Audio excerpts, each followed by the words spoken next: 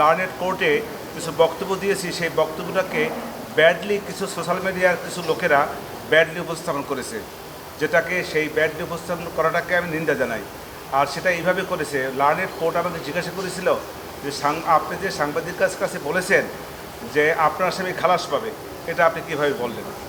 আমি সে প্রসঙ্গে লার্নেড কোর্টকে, লর্ডশিপদেরকে বলেছি এই কথা যে সাংবাদিকরা যখন আমাকে প্রশ্ন করে যে আপনার আসামির কনসিকুয়েন্স কী হতে পারে, এবং পরবর্তীতে আপনার আসামির সঙ্গে আপনার প্রত্যাশা কী, সেক্ষেত্রে আমি একথা বলেছি যে আর আসামি, আমি আশা করি, আমি বিশ্বাস করি যে আমার আসামি খালাস পাবে, এবং সেটা আমি বলতেই পারি।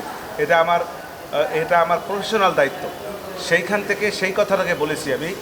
তখন আরও একটি কথা বলেছি যে লার্নেড কোর্টে আরেকটা কথা বলেছি যে লার্নেড কোর্টে যদি আমি বলি যে আমার আসামি খালাস পাবে না, সেটা কি সঠিক হবে, সেটাকে আমি বলতে পারি।